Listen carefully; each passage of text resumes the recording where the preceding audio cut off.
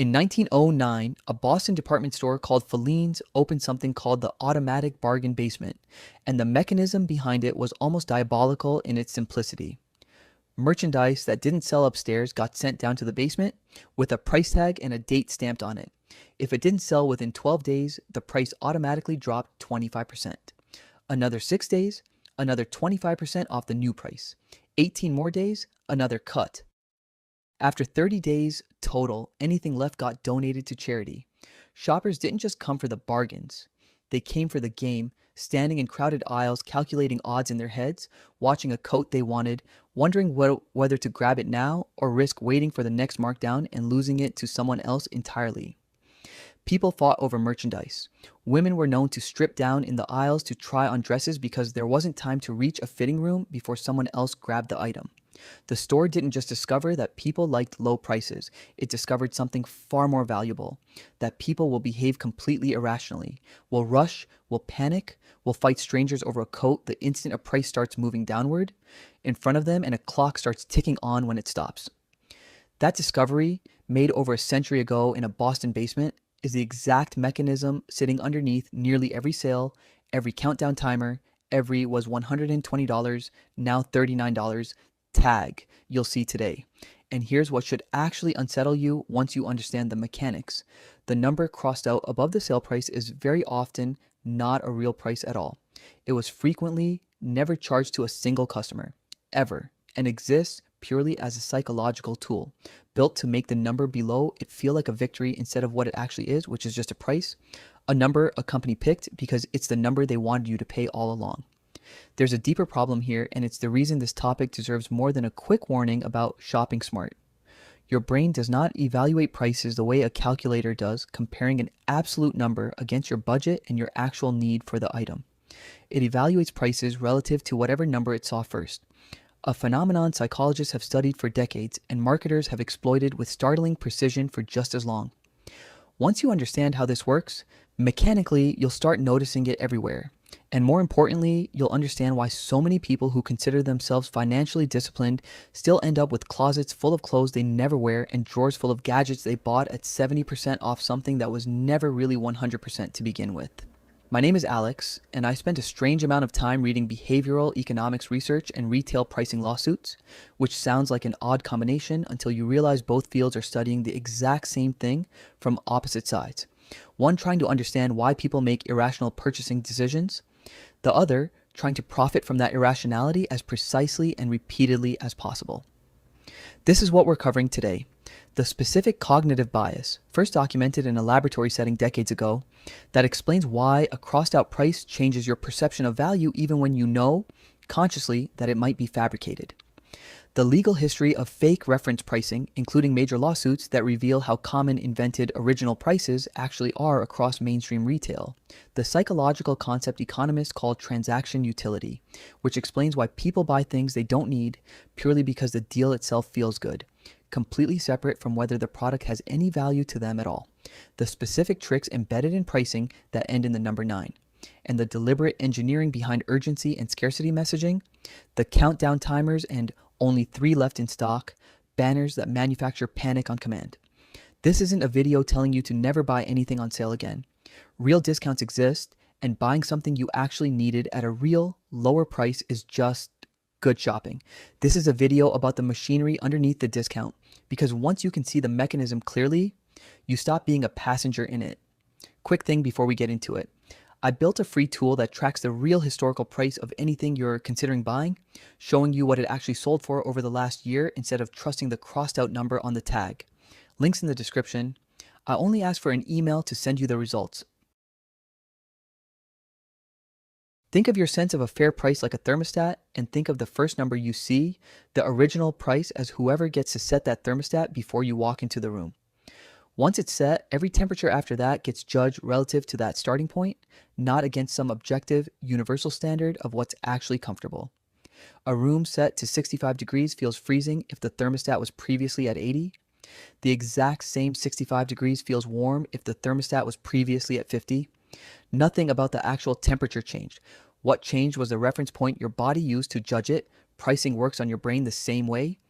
A $60 jacket feels expensive or feels like a steal depending entirely on what number got shown to you first, the $60 jacket by itself, or a crossed out $150 sitting right above it.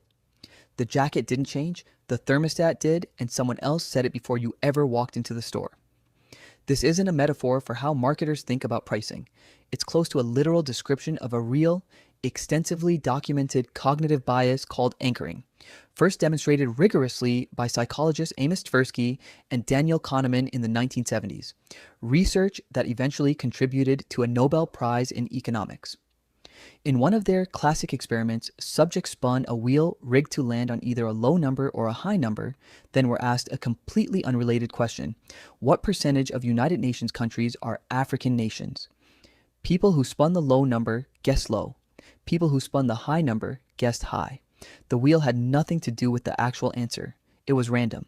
But the number it landed on still contaminated people's judgment on a completely separate question, purely because it was the most recent number sitting in their mind when they had to produce an estimate. If a random spinning wheel can shift someone's judgment on a geography question, imagine what a deliberately chosen, carefully tested original price printed directly next to a sale price can do to someone's judgment of whether $39 for a jacket is a good deal. Let's put real numbers on how this plays out in an actual purchasing decision, because the abstraction doesn't capture how strong the effect really is. Retailers have run controlled experiments, sometimes for internal pricing research, sometimes exposed later through litigation, testing identical products at an identical final price, but varying whether a reference price appears alongside it. A product priced simply at $39, no crossed out number, no was price sells at one rate. The exact same product, priced at $39 but displayed as originally $89, now $39, consistently sells at a meaningfully higher rate and often supports a measurably higher perceived value in surveyed customers afterward. People asked to estimate what the item was actually worth rated higher when they'd seen the higher anchor, even after the sale, even after using the product. The final price paid was identical in both scenarios. The only variable was whether a number appeared above it. That alone is worth sitting with, because it means the sale price itself was never really the persuasive part of the transaction. The number crossed out above it was doing almost all of the psychological work. Now, here's where this stops being a curious psychology fact and becomes something closer to a genuine consumer protection issue. Where do these original prices actually come from? In a large share of cases across mainstream retail, they're not historical prices the item ever actually sold at. They're numbers set purely to be crossed out. This isn't speculation or conspiracy theory, it's been established repeatedly through litigation. Kohl's faced a series of lawsuits, several resulting in settlements over allegations that a large percentage of its merchandise carried inflated original prices that were rarely or never actually charged to any customer before the item appeared on sale, meaning the entire store's pricing structure, in practice, functioned as permanent discounting, dressed up as periodic sales.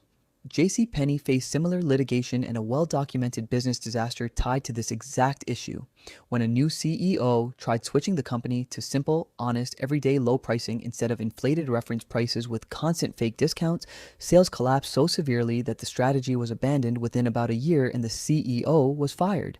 A remarkable case study because it demonstrates the anchoring effect isn't just theoretical. Removing fake discount pricing measurably destroyed real sales even when the actual prices customers paid barely changed. The Federal Trade Commission has had formal guidelines against deceptive reference pricing on the books since the 1960s, explicitly stating that a former price used for comparison must be a genuine, bona fide price at which the article was openly and actively offered for sale for a reasonably substantial period of time, not a fictitious, inflated figure. The rule has existed for over 60 years. Enforcement against it has been sporadic and inconsistent, largely because proving a specific reference price was fabricated requires digging through a retailer's actual sales history, which most regulators and virtually no individual consumers have the resources or access to do, which is a big part of why this practice has persisted at real scale for so long, despite technically violating rules that have existed since before most shoppers alive today were born. Let's talk about a concept from behavioral economics that explains something even stranger than anchoring alone: why people buy things they don't need and sometimes barely even want, purely because the deal itself feels satisfying. Economist Richard Thaler, another Nobel laureate, drew a distinction between what he called acquisition utility and transaction utility. Acquisition utility is the actual value you get from owning and using something. How much real benefit the product itself provides, independent of what you paid for it. Transaction utility is a completely separate additional source of pleasure, the satisfaction of feeling like you got a good deal, calculated by comparing the price you paid against the reference price you expected to pay. Critically, these two sources of satisfaction are separable, and transaction utility alone, entirely disconnected from whether you actually need or will use the product, can be strong enough to drive a purchase on its own. This explains a purchasing pattern that confuses people when they look back on their own behavior. Someone buys a $200 blender marked down from a supposed $600, gets it home, uses it twice, and it sits in a cabinet for the next 5 years. In hindsight, this looks irrational. Why buy something you clearly didn't need enough to actually use regularly? But in the moment of purchase, the transaction utility, the enormous perceived gap between $600 and $200 was doing real psychological work, generating genuine pleasure and a genuine sense of having won something, completely independent from any honest assessment of whether a $200 blender was a good use of that money for someone's actual cooking habits.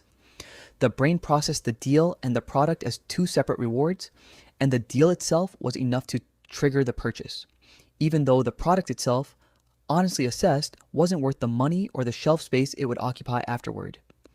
This is also why people report feeling a genuine emotional letdown, sometimes described almost like buyer's remorse in reverse when they buy something they actually needed at full price with no discount attached.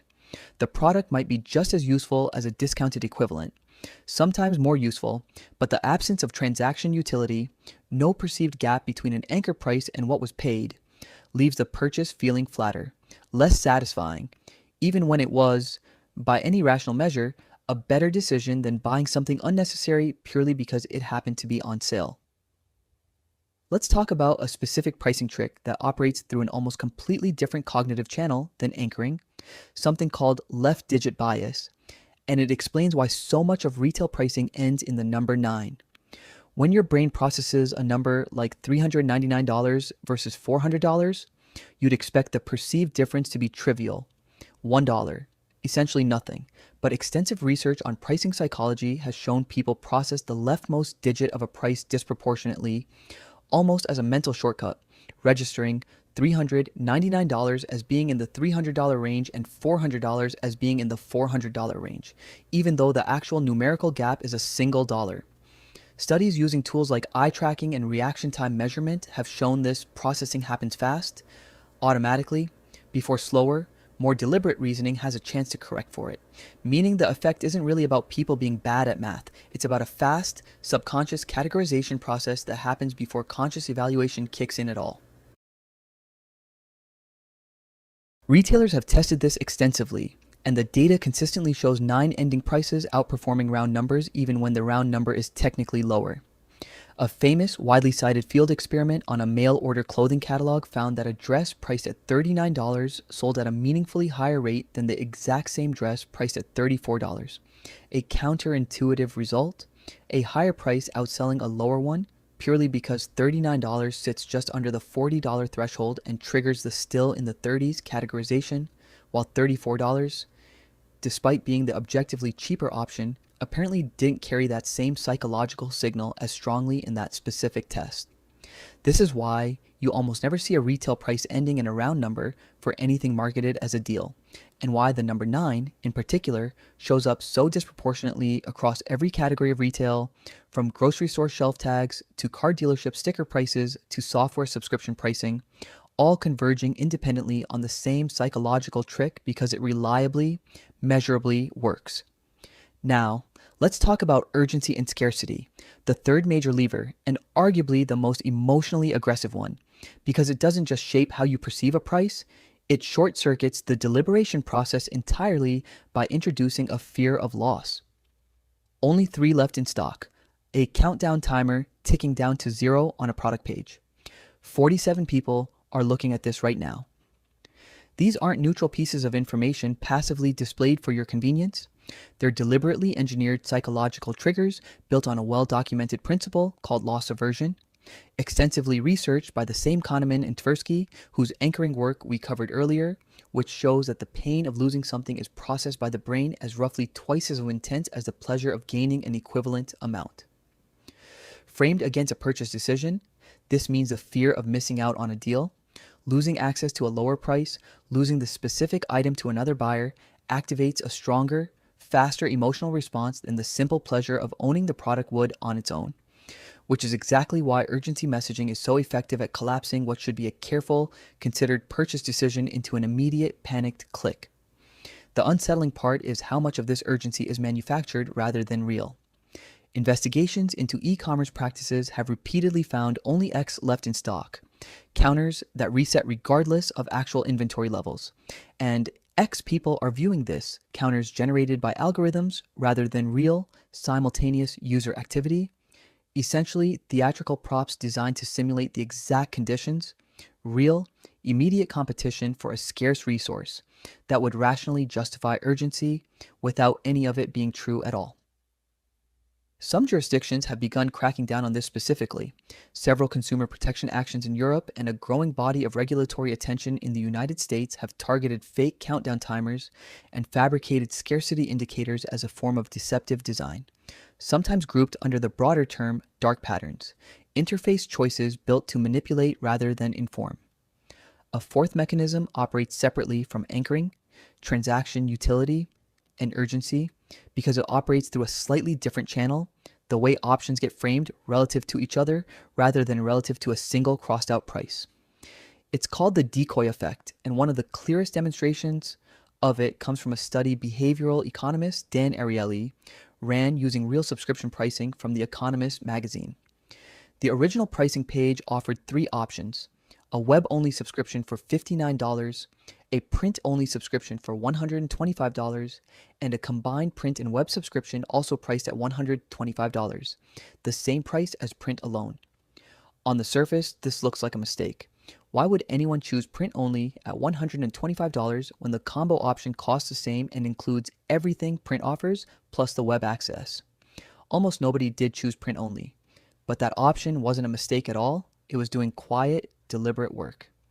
When Ariely removed the print-only option entirely and only offered people a choice between web-only at $59 and the combo at $125, a majority of people chose the cheaper web-only option, but when the seemingly pointless print-only decoy was included, the combo option, the outcome the pricing was designed to produce all along, became overwhelmingly the most popular choice, because next to a print-only option at the identical price, the combo looked like an obvious, generous bargain, even though nothing about the actual value of the combo subscription itself had changed at all between the two versions of the experiment.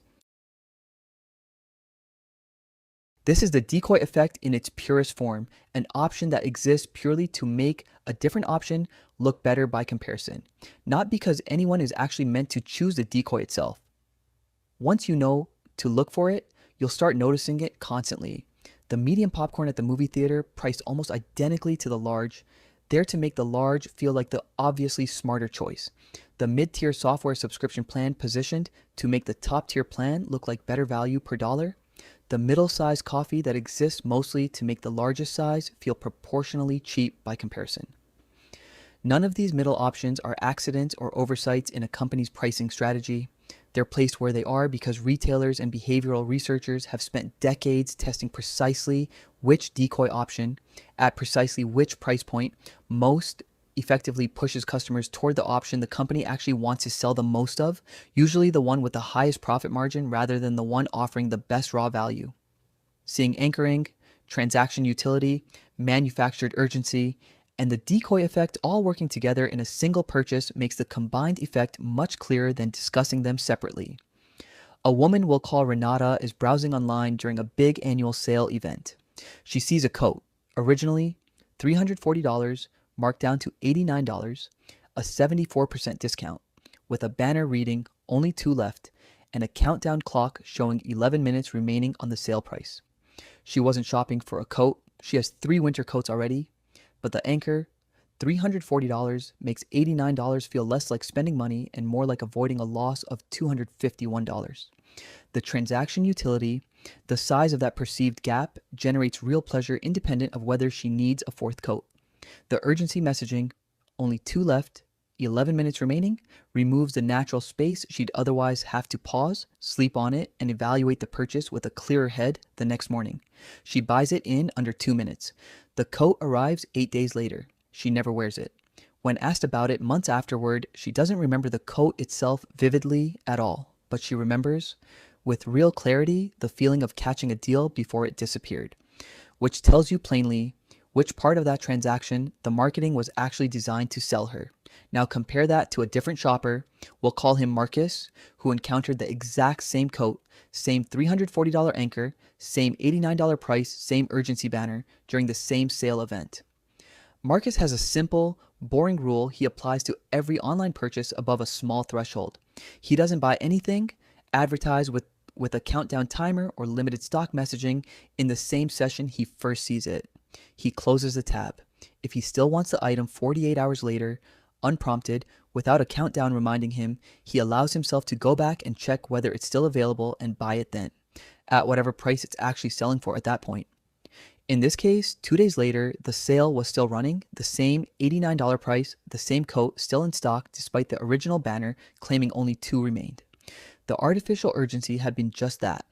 Artificial, and once removed from the equation, Marcus was able to ask the only question that actually mattered. Do I need or actually want this coat at this price? Completely separate from the manufactured fear of missing out. He decided he didn't and didn't buy it. Same product, same price, same original anchor, wildly different outcome. And the entire difference came down to whether artificial time pressure was allowed to make the decision instead of an actual, unhurried evaluation of the purchase.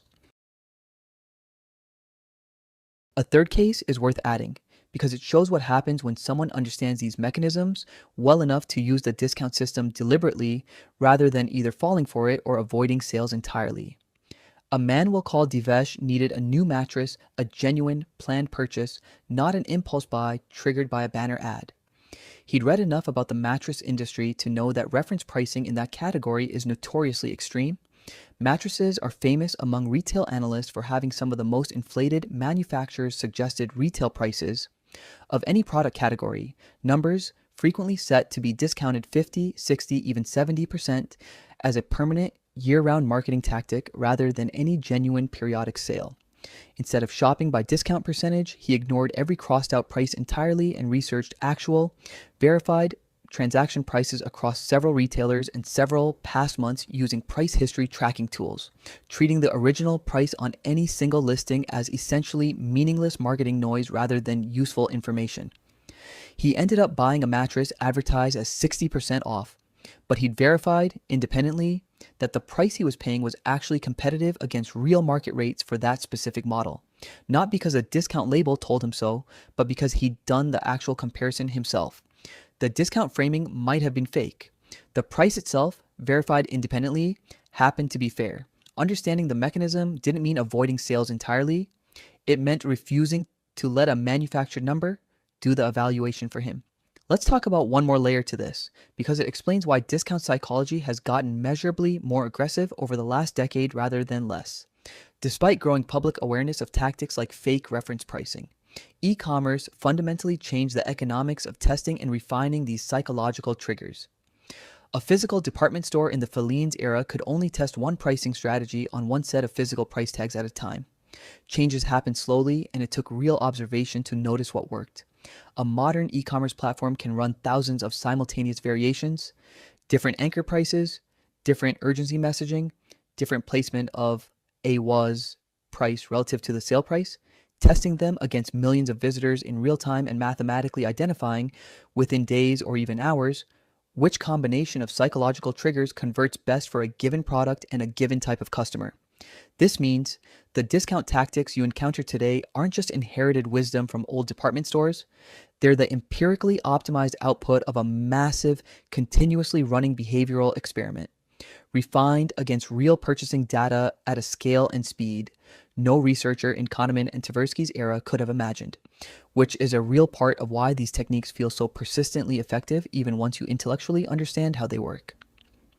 Knowing about anchoring doesn't fully inoculate you against it, because the specific execution you're seeing has likely been tested and refined against thousands of other executions to maximize its effect on people who already know the trick exists. Here's a 7 rule approach for actually defending against this, because understanding the psychology intellectually and changing your actual purchasing behavior are 2 different skills. And the second one requires structure, not just awareness. Rule 1: ignore the reference price entirely as a data point.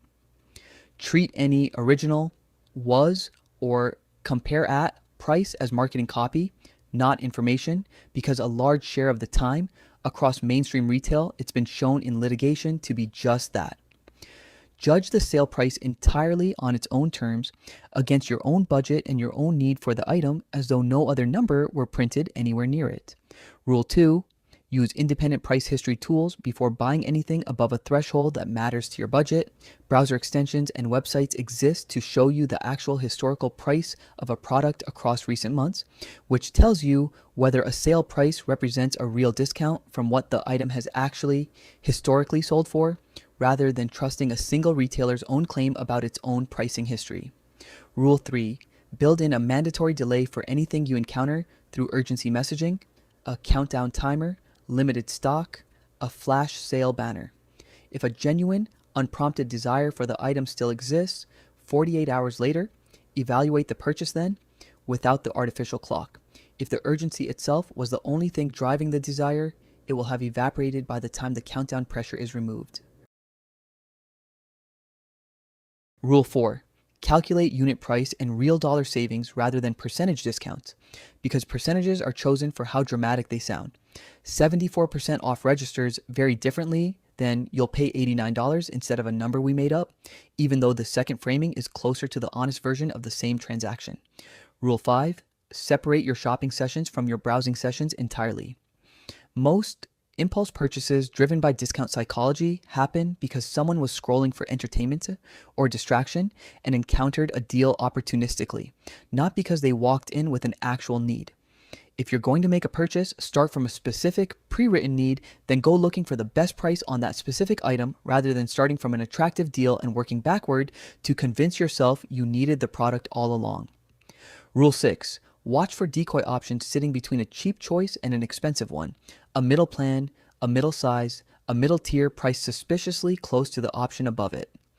When one choice exists, mainly to make another choice look generous by comparison, ask what you choose if that middle option simply didn't exist on the page at all, because that question often reveals which option you actually want, independent of how the lineup was arranged to nudge you. Rule 7: pay attention to how you feel immediately after a purchase, not just before it. If the dominant emotion is the thrill of the deal rather than genuine anticipation of using the product, that's useful diagnostic information about which kind of utility actually drove the purchase and worth remembering the next time a similar discount shows up, because transaction utility fades fast, usually within days, while the product itself, useful or not, sits in your home for years. One reframe matters more than the rest. A discount is not inherently deceptive, and plenty of real, genuine price reductions exist for legitimate reasons: excess inventory, seasonal clearance, genuine competitive pricing pressure. The problem was never the concept of a lower price.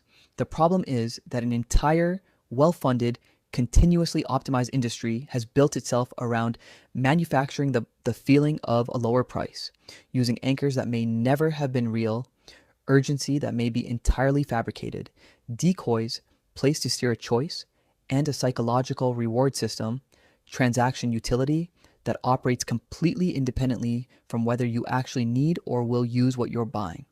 Once you can see these mechanisms clearly, anchoring, transaction utility, manufactured urgency, and the decoy effect, you stop evaluating a sale by how good the deal feels and start evaluating it by whether the product at this specific price, with no discount label attached at all, is something you'd choose to buy anyway.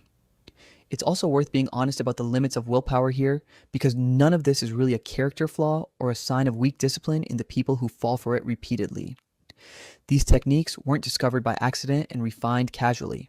They've been tested against millions of real purchasing decisions by people whose entire job is finding whatever combination of numbers and framing produces the strongest possible pull on ordinary human psychology. And they're aimed at cognitive shortcuts that exist in every functioning human brain, not just careless or impulsive ones. Kahneman himself, after decades studying these exact biases, wrote candidly that being aware of a bias doesn't necessarily stop it from happening automatically. in real time, the moment the right trigger appears. This is why the protocol matters more than the awareness alone. Knowing the mechanism intellectually is necessary but not sufficient. What actually works is building structural friction into the moment of purchase, a delay, a rule, a second source of information, something external to your own in the moment judgment, because the entire discount industry is built to win that same in the moment judgment call, and it has a considerable head start. 3 takeaways. 1. The crossed out original price sitting above a sale price often functions purely as a manufactured anchor rather than an honest historical price. And this has been established repeatedly in real litigation against mainstream retailers, not just an academic theory. 2. People buy things they don't need because of transaction utility, the standalone pleasure of feeling like they got a good deal, which is a completely separate psychological reward from actually valuing or using the product itself. 3. Urgency and scarcity messaging works by triggering loss aversion rather than genuine desire, and a huge share of that urgency, countdown timers, limited stock warnings, is fabricated rather than reflecting any real, time-limited scarcity. Lazy investing built more fortune than chasing the next flash sale ever will. The people who actually keep more of their money aren't the ones with the sharpest eye for finding the biggest percentage off. They're the ones who stopped letting a crossed out number decide what they wanted in the first place. If you want to see the exact price tracking tools and browser extensions I personally use before buying anything online, there's a walkthrough on my channel with the real setup. No guesswork, just the tools. Thanks for watching.